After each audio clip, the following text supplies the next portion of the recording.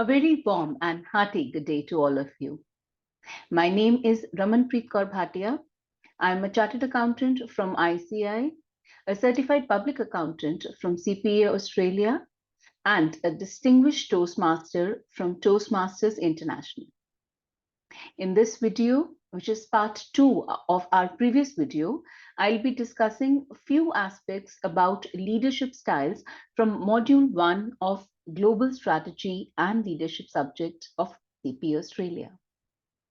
I hope you all will find some value in this video. Let us start with leadership styles.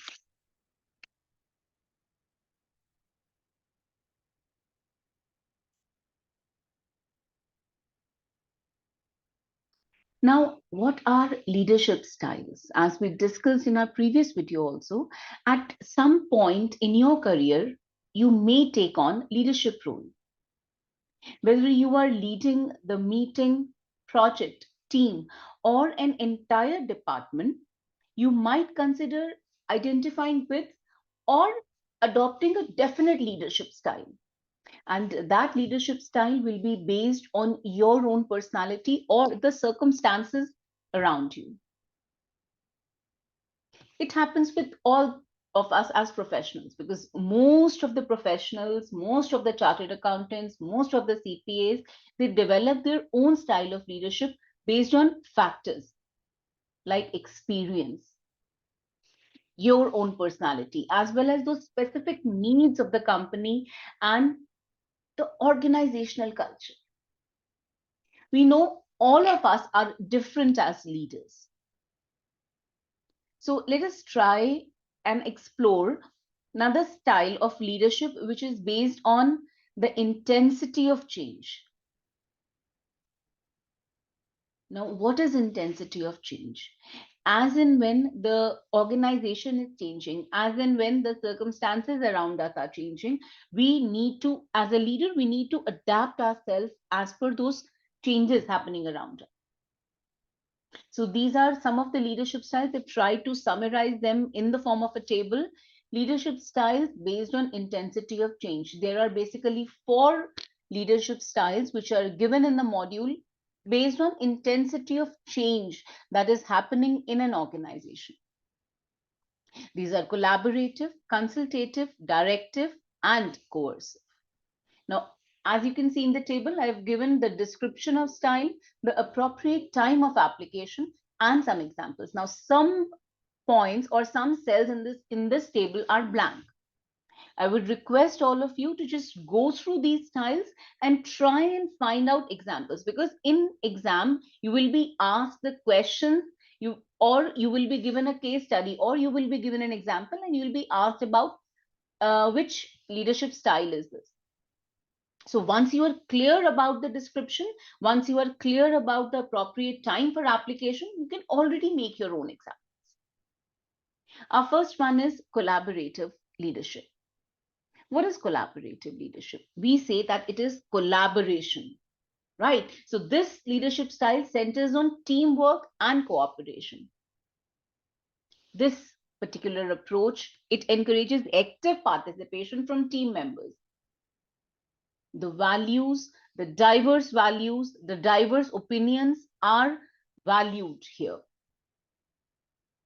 It's and how we do that? We do that through team building best practices. The leader should possess team building skills, because this is basically the participation of employees in important decisions. These kind of leaders, they may use leadership activities, connection building activities, or relationship building activities to improve cooperation. The collaborative leaders avoid micromanagement. This is very important point which we should consider. We should avoid, at any cost, we should avoid micromanagement, and we should work on developing trust. For example, the cross-functional projects. It involves assembling a team. People from different functions, they come together, they form a team, and they agree to work towards a specific goal. Now, the goal is to use the diverse skill, expertise, and perspective of team members to tackle these complex challenges, and achieve the outcome, achieve our goal. Right. So here the distributed knowledge is important. The next one that we have is consultative style. Now, what is consultative style? Consultation of employees. It The employees are consulted before implementing organizational change, and because we are in the process of goal setting, and this process of goal setting should be related to their radio of expertise. For example, if a company needs to make a production decision, the manager would consult with the engineering department, right? Since they are involved with the production process. I am going to take specifically production decision. I am not going to produce anything. I am not responsible as a leader. Of course, I have to make a goal, but who is responsible for the actual output? It will be the production manager, right? So it's important that we take his consultation for setting this primary goal. This is consultative style. Usually we do that for production processes or for assembling processes or for manufacturing processes. The next one is directive style. Directive, to direct someone, right? There are clear defined objectives and there are clear defined rules for team members. Under this leadership process, the managers must guide the employees' work goals and establish the path by which they can achieve those goals. For example, directive leaders may provide guidance and coaching, clarify an employee's roles and responsibilities. For example, you are my employee. This is the goal for you. This is how you have to achieve your goals. You try, do that. I am there to direct you in every step. Right. So it's this type of style is basically an authoritative style. It says that knowledge should be kept at the central level only, and only limited consultation from employees is needed. And another appropriate time for that is when the organization culture needs to be changed. All employees have a definite mindset, but I want to change that mindset.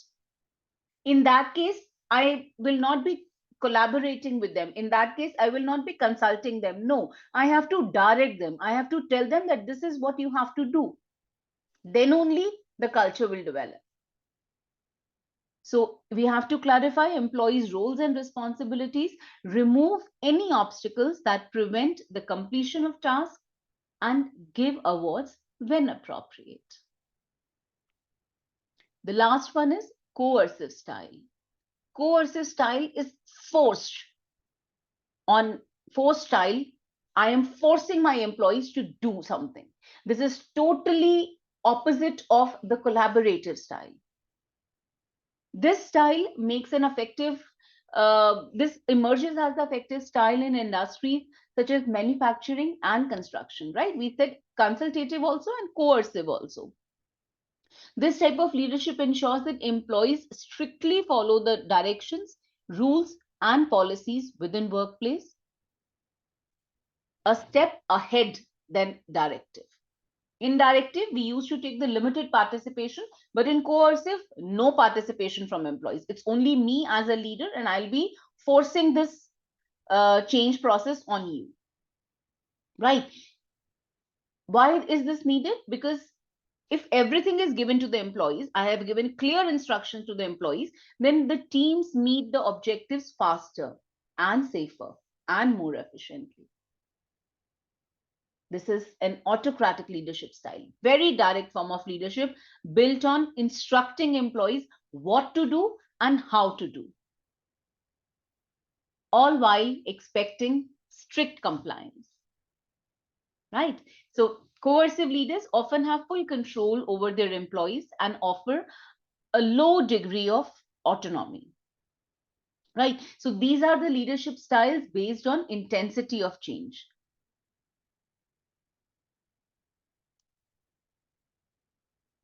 Now, to take this further, this particular slide, if we take this further, we have fine tuning, right? Just minor improvements, fine tuning. Only minor improvements are needed.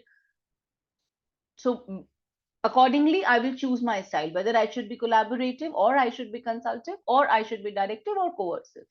Modular transformation, changes in parts, right? The third one is incremental adjustment, relatively minor change, but impact on whole organization.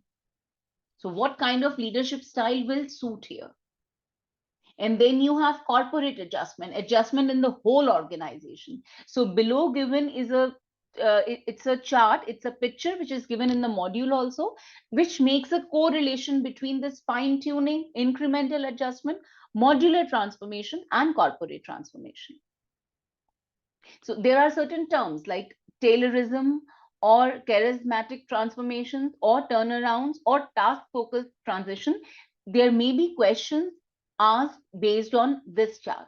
So this chart is very important to understand and remember.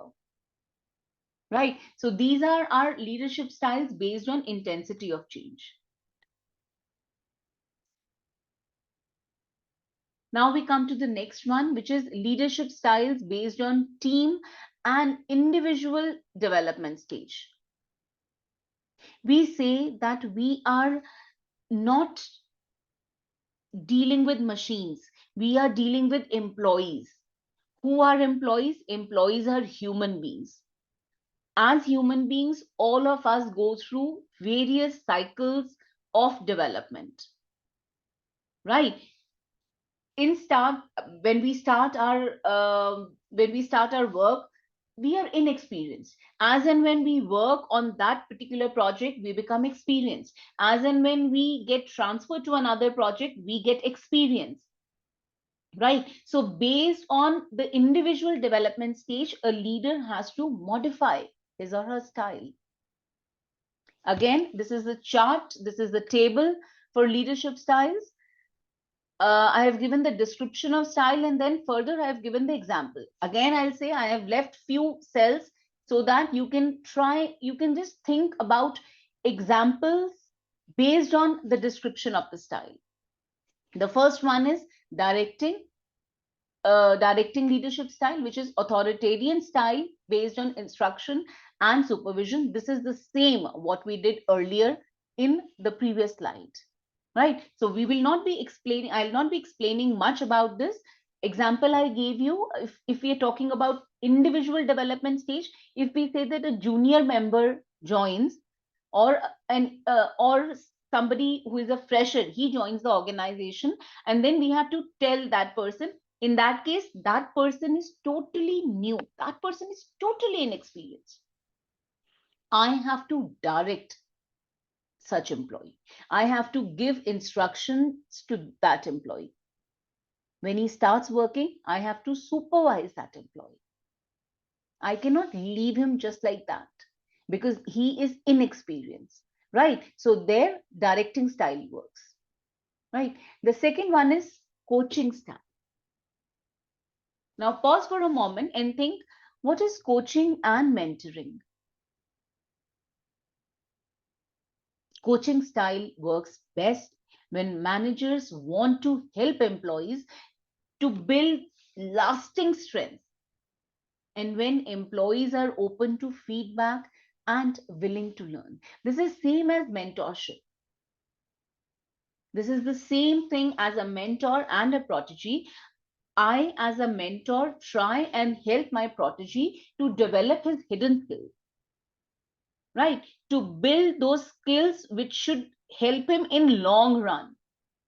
At the same time, the protege or the employees is open to feedback and willing to learn. This is more than directing. This is more than leadership. This is helping somebody to come up with new ideas, right? So this is the example for this is environment where people lack the skills or knowledge to reach a shared vision or have become jaded and tired over time. We need to motivate such employees. We need to tell them that yes, you have that skill, build more, build more on that skill, develop your skill, right? That's where coaching is required to give motivation. The third one is supportive leadership. This is somehow same as coaching, but in that case, you are telling your subordinates, you're supporting them. The employees' efforts are being facilitated. The employees share decision making responsibilities. It's a style where leaders supports their subordinates with such tools and resources until they have the skills to work autonomously.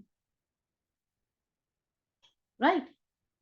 These kind of leaders, they do their best to ensure that everyone on their team has the necessary skill and tools, resources to complete the task that they have been assigned.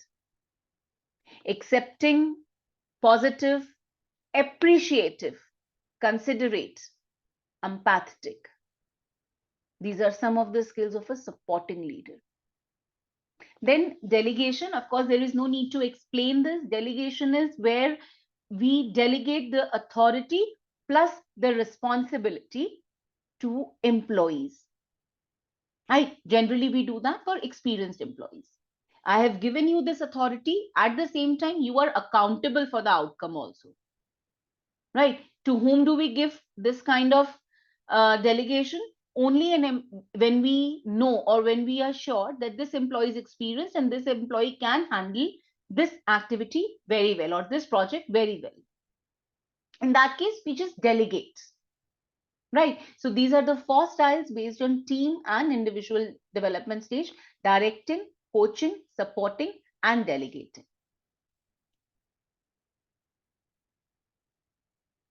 The next one is the leadership styles based on organization's life cycle changes. Now, an organization has life cycle. What do you mean by that? A new organization comes up, a startup comes up, right? What kind of leaders do we need in that startup?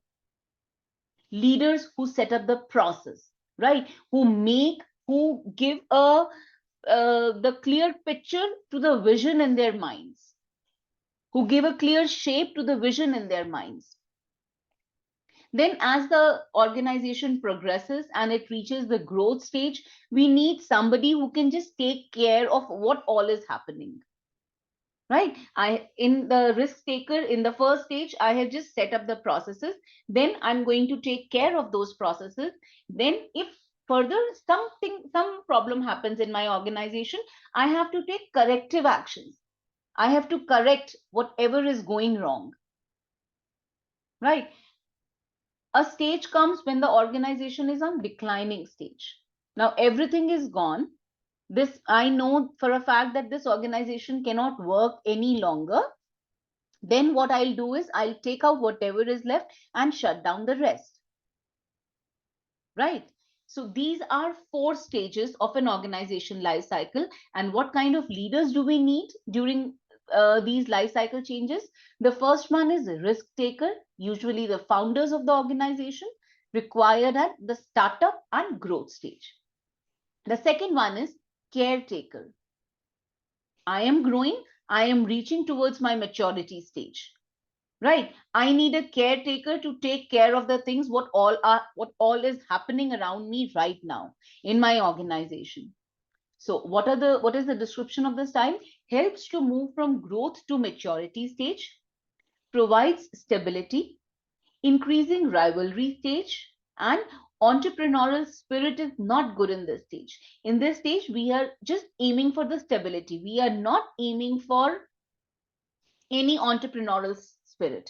We are not aiming for any adventure, right? So when is this kind of leader required? The caretaker, it is required at the growth to maturity stage. The third one is surgeon. Who is surgeon? Things are going smooth, but some things are not going smooth. So how should I handle that? We need a surgeon kind of leader. What is the description of the style? Ensure future success, fight against current problems, cut or remove those parts of the organization which are a hindrance now. The project, I'm working on project one and project two, but project one is profitable, whereas project two is giving me continuous losses. I'm incurring losses on project 2. What should I do as a leader? I should just cut and stop. Okay, let me not concentrate. Let me not waste my energy, my time, my resources on project 2. Let me just remove it from my organization and let me just concentrate on project 1. So that is an example of a surgeon, right? This is required at shakeout stage. Now, what is this shakeout stage? We'll study more about these organization life cycle stages in next module, where I'll be discussing all this in detail. So shakeout stage is something where things are not going smooth. I have already reached maturity. Things are shaking up. I might soon go towards decline stage. What kind of leaders I need at decline stage? The taking out whatever is left and shut down the rest, required to stop prolonged losses, right? Now, certain styles may not be beneficial at certain times, right? So based on the organization's life cycle changes, we have to modify, a leader has to modify which style suits the organization. So this is there in this chart.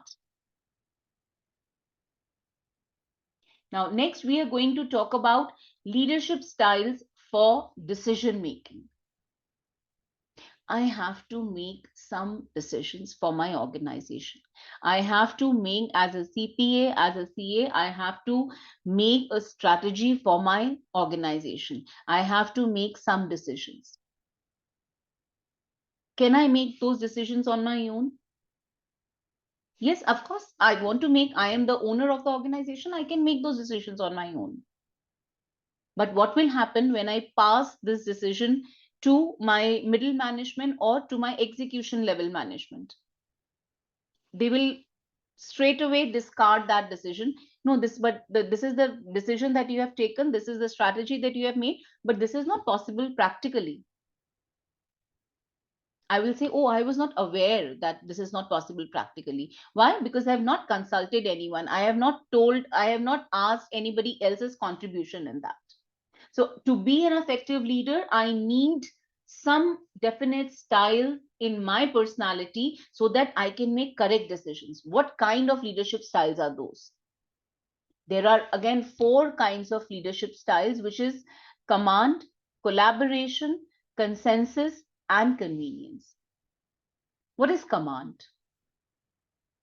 The description of the style is that decisions are made by leaders alone, no consultation with employees. This is where decisions are made by leaders without consultation with their team. And it happens in organizations where things are moving quickly and there is no time for consultation. Right? This is okay also. In some situations, I need to have this commanding style of leadership. Why? Because there is some crisis situation, some immediate action is required. Now, if I go to each and everybody in the organization to ask for their inputs, I may lose a lot of time, which I do not have in my hands right now. So I need to have this commanding leadership style. But the second leadership style is collaborative. This leadership style allows the team to provide their opinions, their insights, and their knowledge. The leader can consider each perspective. He will listen to everybody and then is well informed to take the decision. Right. But again, this is not suited in crisis kind of situation where the decision is required instantly. But we still say, somehow we say that collaboration style is the best style among all these 4. The third one is consensus. Now, this is a majority rule style of leadership. What is it? Where the leaders and their teams make a vote in order to make a decision. And this happens when the entire team is affected. Hence, it can be seen as a fair and efficient way to make a decision, as each and every member, they have their say, they have their voice, right? And this is appropriate when there is a lot of time to make decisions. This is not appropriate for fast-paced environment. The same as what we said about commanding leadership style or collaborative leadership style. If you have lots of time, go for consensus, no problems. But if it is very fast moving environment, I might not have time to take the votes of everyone. The last leadership style for decision making is convenience.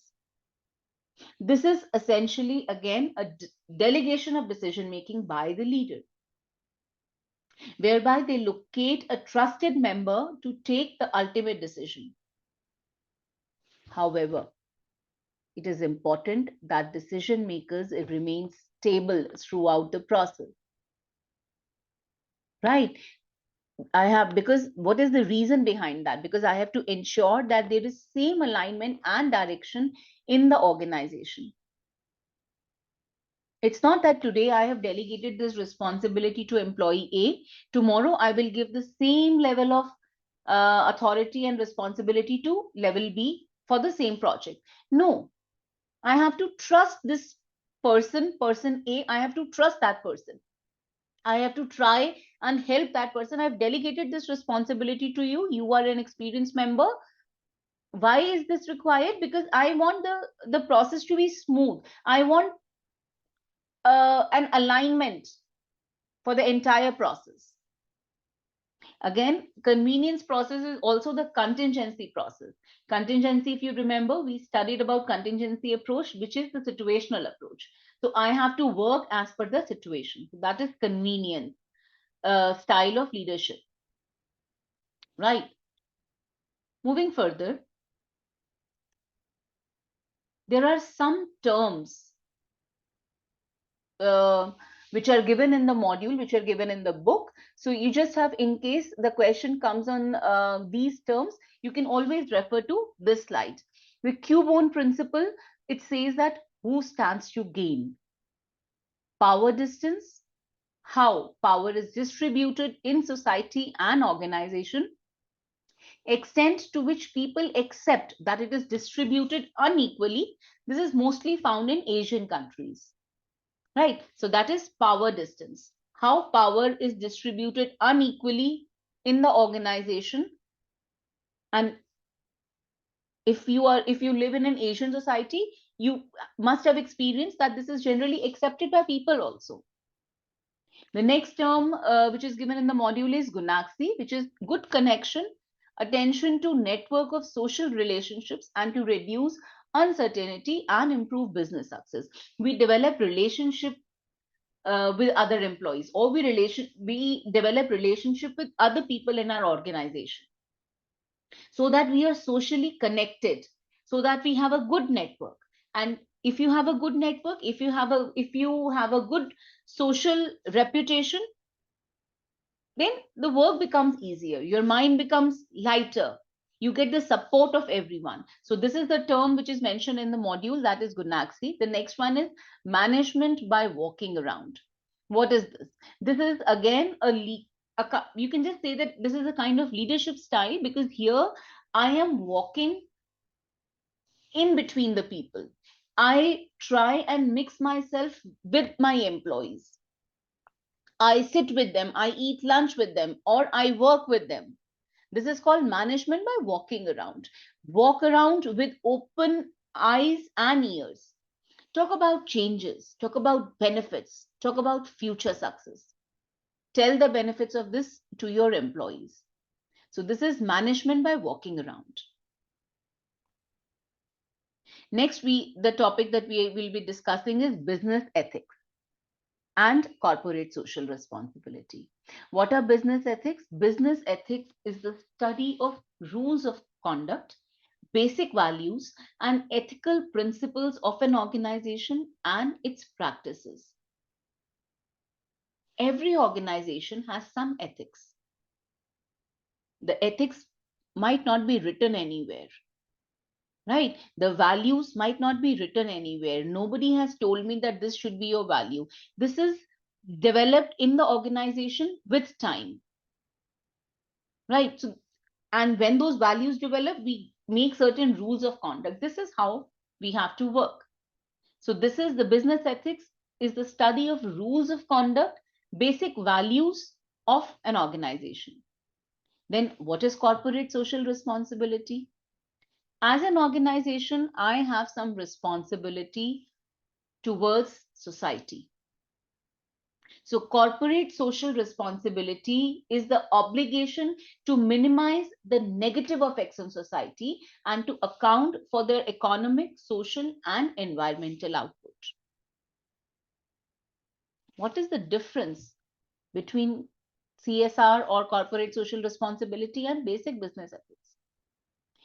It is that first we make business ethics, first we make our rules of conduct, then what, and we go ahead with the process. Now, what is the effect of that process on the society? When we study that, that is called corporate social responsibility.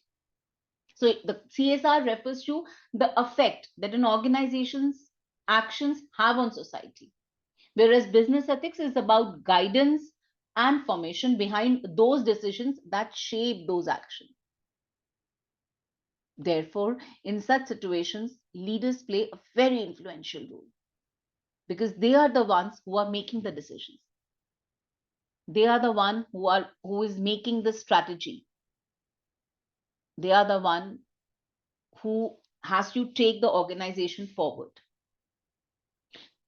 The way we are doing activities, we determine the overall impact on the society as well as the profitability of the organization. So as a leader, I have to ensure that my business ethics produce such actions which have the positive effect on the society, and when and those effects are my corporate social responsibility, that is my responsibility also, right? So that is business ethics and corporate social responsibility.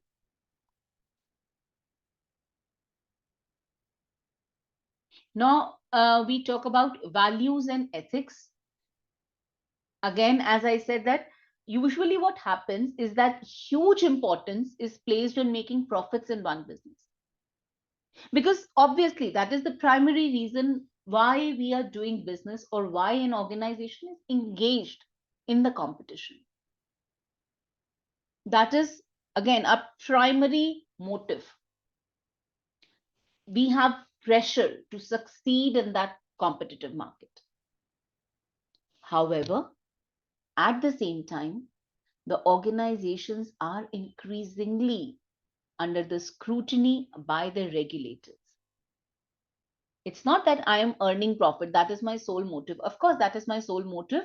But at the same time, I have to take care of the employees who are working for me for making that profit. So, as an organization, I have to ensure the welfare of employees. I have to ensure that the environment in which I'm working, the society for which I'm working, they benefit in general as a whole.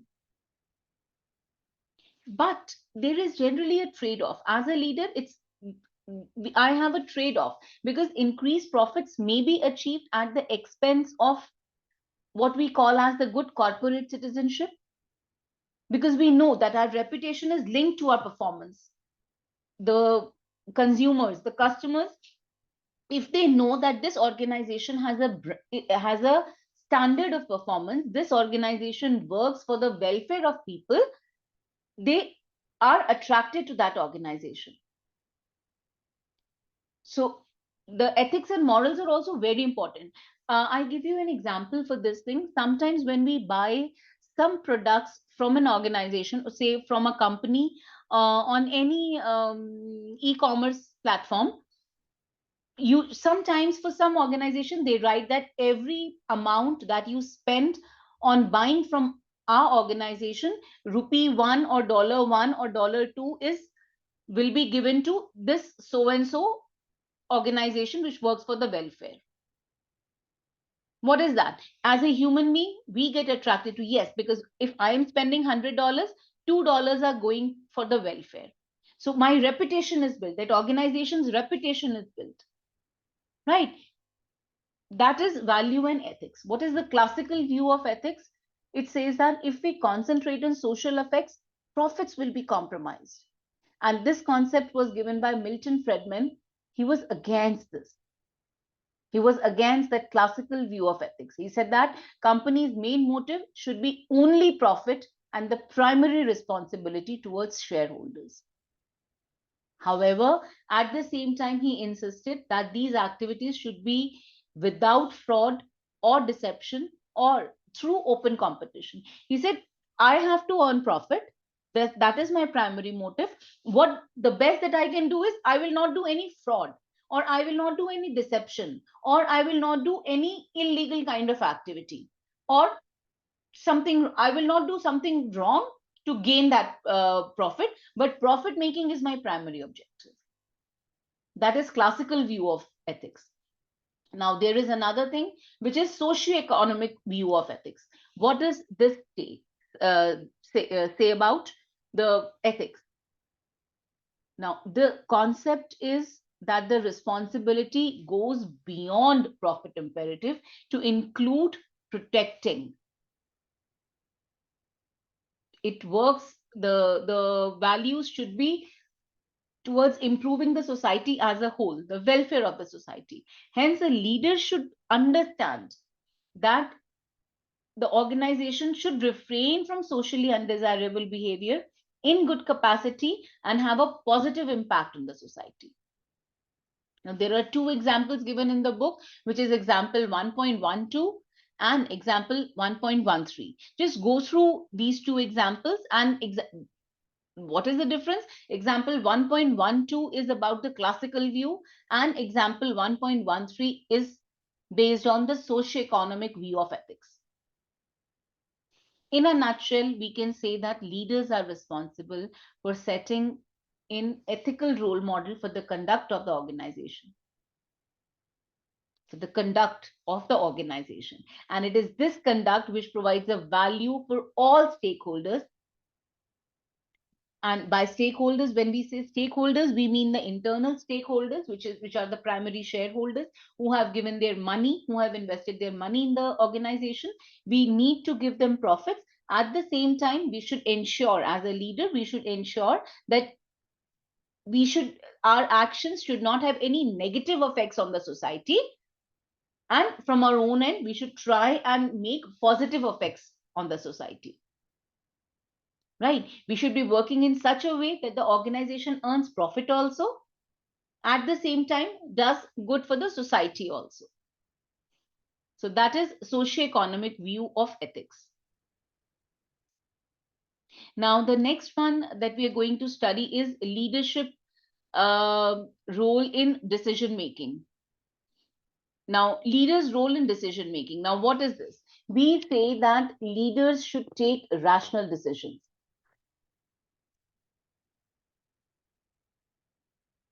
I think I missed one slide, which is the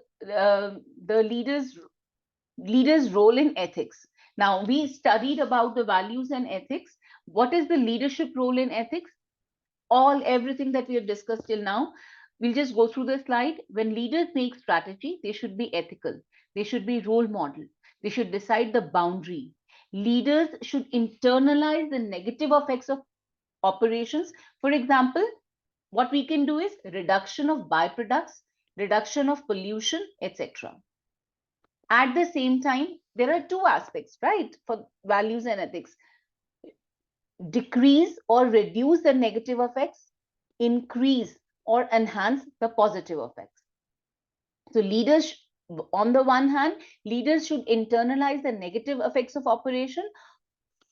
On the other hand, leaders should take proactive measures like employment, development training, and supporting good cause. So that is leadership roles in ethics. The next that we have is leadership role in decision making. Leaders should take rational decisions. What are those rational decisions? We studied about rational strategy. When we did the starting of this module, we studied about the rational strategy. What are rational decisions? Conscious, explicit, deliberate, logical, consistent. The decision should be fully informed. So based on the leadership styles that we discussed, we can say that as a leader, I should be fully informed and then should be making my decisions. The leader should be calm during the decision making process, should not be influenced by stress situations. Sometimes we just take hurried decisions. We just take immediate decisions. Why? Because we are stressed, competition, other things, the employee issues or anything. So I just make the haste decision. No. As a leader, I should not be making them. I should be very calm during decision making. The leader should adopt the contingency approach. And this point number 5 is, I think it belongs to every human. Even in our day to day life, we should be adopting this contingency approach. Behave as per the situation. Now, there is a question on which there is a concept given in the module on which the questions also might come in the exam, which is, why do we make haste or hurried decisions that are different from rational decisions? Again, the same thing. There are 3 reasons. We have an enthusiasm to reach the end quickly. We just want to finish off the work and reach to the end. We readily agree to leaders' proposal. Somebody told us that this is how you should do. Without thinking, I'll just give my agreement. I'll just give my nod. Okay, you're saying like this. Okay, I'll just do like this. I have not gone in detail of that proposal, right? So readily agree to leaders' proposal. And the last point is having prior view about the best solution. Before starting the work, I have some preconceived notion in my mind that this is how the end result should look like. So based on that perception, I will make my decision. No, you should be making your decisions as per the situation, as per the process, as per the things unfold, not based on the perceived best solution. So there are 3 points in this. Why do we make haste decisions? Because we have an enthusiasm to reach the end quickly. We readily agree to the proposal made by anybody, any leader, and when we have a prior view about the best solution. So that is leaders' role in decision making.